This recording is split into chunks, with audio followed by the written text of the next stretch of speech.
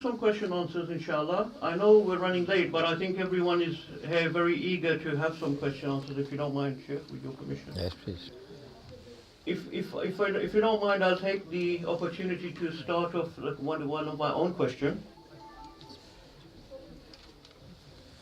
I wanted to ask Sheikh, one thing I've noticed is that some of the Muslims that are getting into this ilm of Akhir zaman, eschatology, sometimes they get so preoccupied with this issue that they almost, you see people becoming paranoid or completely focused on this one thing, and I wonder if you find that same thing, and if you have any solution to that, or any way that you tend to deal with that particular problem.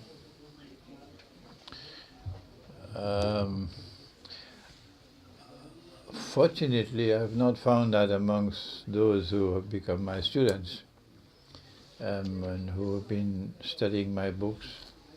Indeed, I am sometimes amazed that the thinking of my student is more advanced than the teacher.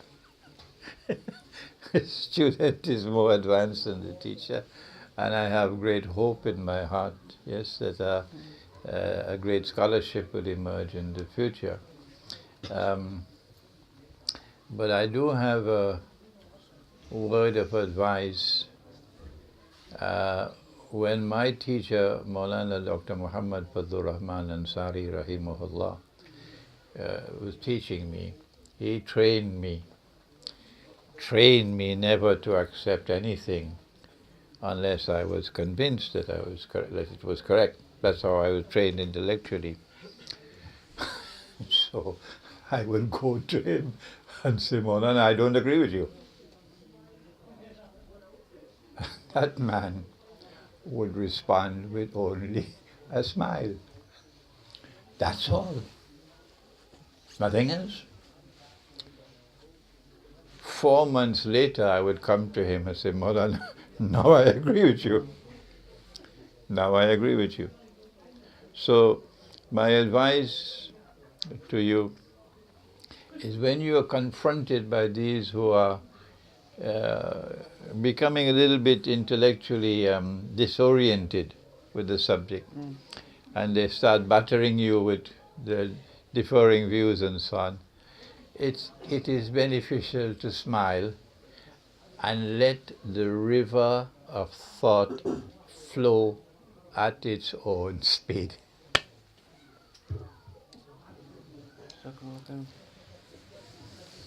Shall we, we'll start with the question from the brothers, inshallah, then I think there's a couple from the sisters. Anyone? Who put that? I think your brother put the hand up first. Assalamu alaikum, Sheikh. Walaikum salam. Thank you for your wise words, useful ones. You referred to hadith of Tamim al-Dari about him going to an island and meeting Dajjal, chained. I read also about Prophet Muhammad ﷺ chasing this Jewish boy. What's his name? Ibn Sayyad. And he had doubts that he was Dajjal. And Umar ibn Khattab radiallahu anhu was swearing that he was Dajjal. So how do you reconcile this contradiction? No, there's no contradiction, no. It's an unfortunate word you've used there. The Prophet ﷺ suspects that the Jewish boy in Yathrib, now called Medina, is Dajjal. You must learn to read between the lines. The wisdom of a prophet is unfathomable. So he takes Umar radiallahu ta'ala with him to go and speak with this young Jewish boy, Ibn Sayyad, who incidentally has 2 eyes. And the boy is fairly impertinent in his replies. And Umar radiallahu ta'ala anhu became angry and said, O Messenger of Allah, give me permission, I cut off his head. No, Umar, don't do that. If he is Dajjal, you can't kill him, and if he is not Dajjal will be sinful to do so. Now, put on your thinking cap. Dajjal is chained on an island. He's on an island and he's chained. The only way you could suspect that someone in Medina, which is not an island, is Dajjal, is if you know that he has been released.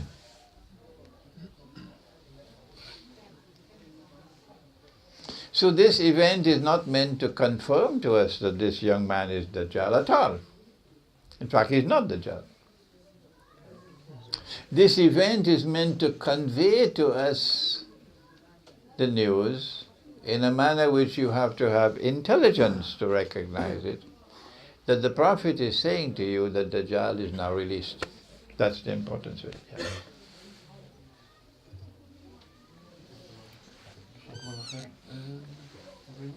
Assalamu alaikum. Shaykhna, Jazakallah khair for your contribution, and I would like to say I watch your videos over the years, and subhanallah, it's as Sheikh Rizwan said, it's a requirement of our time to have this insightful way of looking and the correct methodology. It's a lovely word you've used there. I don't know who coined it. They took the word in, and they joined it to the word sight, sight, and they made the word insight. A lovely word. Shaykhna, whilst a lot of your lines of argumentation is very convincing, where I myself find myself in a tangle is when those that I consider make special efforts to look into the true Islamic history. When I discuss with them, they have a spirit of finding fault on understanding the historical process, not the historical process, but the history that we today glean from. History is written by victors, which you always say, and which is correct. But the history that we today, using the technology that we have access to, the history that we have access to is really a big problematic area, which has a huge impact on the ta'wil, as you call, of looking at the subject of ilm al-akhir zaman, let alone that looking at history. So my question is very long, but I'll just codify it as in this. What are the sources of history you have used in your last 30, 40 years of looking at this specific subject? And can you identify the either formative ulama of history in the time of the Khulafa Rashidin up to the Umayyad, then the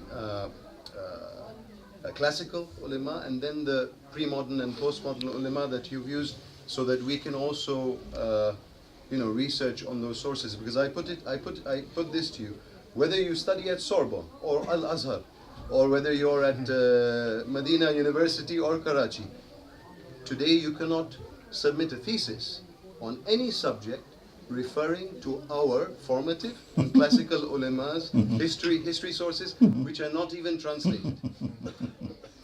Yeah, I don't think it is necessary for me to point out that I read this book and that book and that book. Toynbee's Civilization on Trial and so on. More importantly is who did I have as my teachers. That's what the more important one. I am amazed by the brilliance of Maulana Fazlur Rahman, Maulana Dr. Muhammad Fazlur Rahman Ansari, who established Sadarul Ulum, call it the Alimiya Institute of Islamic Studies. And I am a student there, and I have a teacher teaching me the philosophy of history. Dr. Burhan Ahmad Farooqi, rahimahullah, taught me the philosophy of history while I was a student in a Darul Ulum. Because of that class I attended, I am able to write books now in Islamic eschatology, because you cannot handle this subject unless you have a knowledge of the philosophy of history. So it's the teacher who made the difference. Number two, I've studied my history in the Quran. Time and again, it is the Quran, and the Quran is not a dead book. It's a living book. And it examines you when you sit down with it. And if you've not been picking up the Quran every day and reciting from the Quran in Arabic, because don't tell me there's an English Quran, that's rubbish. The Quran cannot be translated. I have 75 years to realize the Quran cannot be translated. No, you can try an explanation of the Quran, but not a translation. It is necessary to recite the Quran every day and to recite it from cover to cover. And when you finish, you start again, and when you finish, you start again. Dada Abba used to do it. But today you have the television, and you have the smartphone, which is not so smart. And you have all the traffic on the road, and so the Quran has to be put aside, you see. And the Prophet wants us, alayhi salatu wasalam, to recite the whole Quran cover to cover in Arabic at least once a month. At least once a month. Okay? And if you're only reciting the Quran and you understand nothing what you're reciting, you are disrespecting the book. Be careful. Be careful. If you live all your life like that, bus eating your biryani and going home to sleep, and never make the effort to try to understand. The Imam is reciting the Quran, and at the end of the recitation of the Salat, someone asks you, what did he say? I don't know, but it was a nice tune. You're disrespecting the Quran. When you develop that bond with the Quran and your tears fall on the book, and you burn the midnight oil, and you struggle, and you plant, and you plant, and you plant, and you plant, one day you start to reap. And then you'll understand what the Mughals did to India. They set up the Indian Muslims. And today you're reaping the bloody harvest of what they set up over so many hundred years. And hence Tamerlane was sent to India. This is wickedness, really. That you come with a point of a sword. Is that Islam? This imperial Islam, where did it come from? Did the Hindus invite you to come and rule over them? No. If you want to wage a valid jihad, the people have to invite you, the oppressed have to ask you to come. No, you don't come with your army from Afghanistan to conquer India. No. The oppressed have to ask you to come. And I think it's gone now. Yeah. The oppressed have to ask you to come. And then there's a process. You have to first explore and exhaust all possible peaceful means of resolving the problem. And when you have failed, only then you are allowed to wage war. Did they do that in India? And now we have the bitter harvest. And then they take a place which for thousands of years the Hindus considered to be the birthplace of Ram, one of their main gods. And an invader who came with the point of the sword then takes this holy place to build a masjid and leave behind him for hundreds of years to come a river of blood. That's the way to study history. When you go to the Quran, you see the similarity between the Mughal imperial, and the Ottoman Empire. So yes, I am disputing the historical record, and the Turkish Muslims don't like it at all. And the Muslims in the Balkans, they don't like it at all. And maybe the Indian Muslims will also don't like it at all, but this is the truth.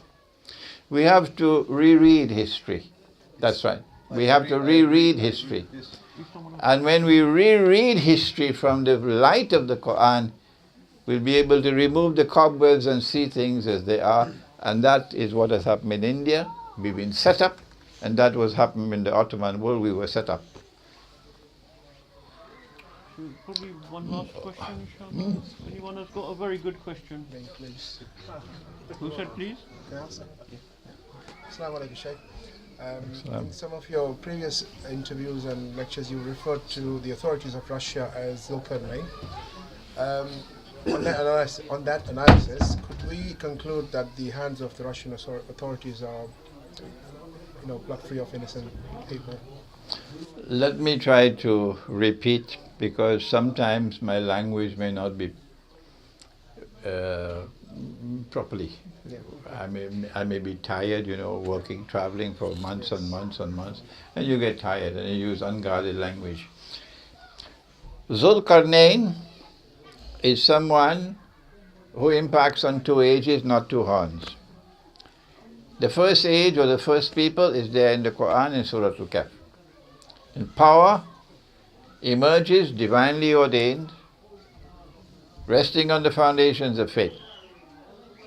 And that power is used to punish the oppressor, liberate the oppressed, and to treat those who have faith and who are righteous in conduct. Treat them nicely and reward them. And he does that in the region of the Black Sea, Ainun Hamiyah. I don't think there's much need for debate that it is a Black Sea. Good. And then he travels to the other direction. We leave that for the time being. When the second of the two, Karnain, is to emerge, it will have to be after Gog and Magog have been released, because he built the barrier. And he says, هذا رحمة من ربي فإذا جاء وعد ربي جعله دكاء وكان وعد ربي حقا. Allah is going to bring down this barrier, and they're going to be released, Gog and Magog. So it is after they are released that the second of the two currents, the Karnain, will occur. How will we know that we are in the Karnain, the second of the two? How will we know? Answer: it has to manifest itself in the region of the Black Sea first. From the time that the Quran was revealed to this day, have we seen power emerging in the region of the Black Sea, resting on the foundations of faith and being used to punish the oppressor and liberate the oppressed? It could not be the Tsars of Russia, who are imperialists and who wage bloody wars on the Muslims. That wasn't Russia. That was Tsarist Russia, taking Russia for a ride. You'll do your homework one day and you'll read the history and study it. Why do you think they call him Peter the Great? Yeah, because he served them. Why do you think they call her Catherine the Great? Because they served them. Why do you think this fellow got this Sir so-and-so, I don't want to mention his name, because he did so much for them. That's how he got the knighthood, you see. So it could not be Imperial Russia. No. Then you had the Ottoman Empire, which took control of Crimea and control of the Black Sea. It could not be the Ottoman Empire, because the Ottoman Empire was an aggressor, waging bloody wars of aggression, not liberating the oppressed, but oppressing them. So I dismiss them. Now I see, for the first time, since the Quran was revealed, power emerging in the region of the Black Sea, which is authentically Russia, not communist Russia, not Soviet Union, which was there to destroy Christianity, not the Tsarist Russia, which was taking Russia for a ride. No, this is a return to your Orthodox Christian roots in Russia. And this Russia is powerful. It says, don't mess with nuclear Russia. Those words. This Russia is powerful. And this power rests on foundations of faith. Russia has not totally returned to Orthodox Christianity. The schoolboy is not seeking to understand that. But Russia is returning. And if you have 5 rupees worth of wisdom in your head, you will say that's good, that the Christian people are returning to the Christian faith. Good.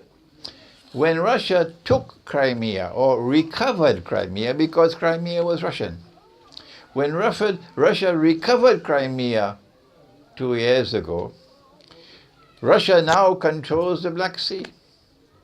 Once you control Crimea, you control the Black Sea. That was the sign that the second of the 2 currents is at hand. It is not a Pakistani Navy who is going to come and take control there, or Saudi Navy. No. The Russians are too powerful. They're the most powerful force today in the world, standing up to the United States. It's not Pakistan. So I am saying to you that the second of the 2 currents is at hand. And Putin is not important. Putin can die and someone else can replace him. It is Russia, Orthodox Christian Russia, which is returning now to power in that region of the world. And if I am correct that this is the second of the 2 currents, then this power is going to be used to checkmate Gog and Magog. That's coming up. Jazakumullah khairan. I think probably we've run out of time, brothers. I know there's a lot of questions, but I'm sure you can probably approach the Sheikh afterwards. Just quickly, before we have the food, please do include Mrs. Sophia Chowdhury in your dua today, who has sponsored this gathering. And she gave the money to sponsor this gathering before she passed away last month. So, Allah have mercy on her. And we'll ask the Sheikh to finish with dua in a minute. And also to let you know, the next halaqah inshallah will be in our new building. We're moving to a new building which will be closer towards West Drayton. We have the keys for the building. If brothers and sisters also want to help us in the move to the new building, is going to cost us about £40,000 for building works, etc. Please do feel free to give your donations. And you can approach Brother Faisal Salim if you would like to donate any money towards that. And I hope inshallah we'll ask the Sheikh to finish with dua, but I hope that he will be joining us regularly whenever he's passing by in these places, and we will continue to benefit from his knowledge. If I will ask Sheikh to make dua, inshallah. Okay. Before I make the dua, my books are outside. We got a shipment recently, and most of the important books are now available. And if you want me to autograph, you can just bring the book to me, inshallah. ربنا تقبل منا إنك أنت السميع العليم وتب علينا يا مولانا إنك أنت التواب الرحيم اللهم أنت السلام ومنك السلام تبارك ربنا وتعاليت يا ذا الجلال والإكرام اللهم اغفر لحينا وميتنا وشاهدنا وغائبنا وصغيرنا وكبيرنا وذكرنا وأنثانا اللهم من أحييته منا فأحيه على الإسلام ومن توفيته منا فتوفه على الإيمان. We pray to thee, O Allah, and beg of thee, O Allah, to kindly have mercy on the soul of our sister Fawzia Chaudhry. Kindly, O Allah, forgive her sins. Kindly grant to Allah that the questioning in the grave might be easy for her. Kindly grant to Allah that she might sleep peacefully in her grave, and her grave might be cool and spacious for her. Kindly grant to Allah that she might be raised on Judgment Day, and by thy kindness and thy mercy be blessed with Jannah. Allahumma innaka afuun kareemun tuhibbul afwa fa'fu anna ya kareem. اللهم إنا نعوذ بك من عذاب القبر ومن عذاب النار ونعوذ بك من فتنة المحيا والممات ومن فتنة المسيح الدجال وصلى الله تعالى على خير خلقه محمد وعلى آله وعلى أصحابه أجمعين برحمتك يا أرحم الراحمين آمين.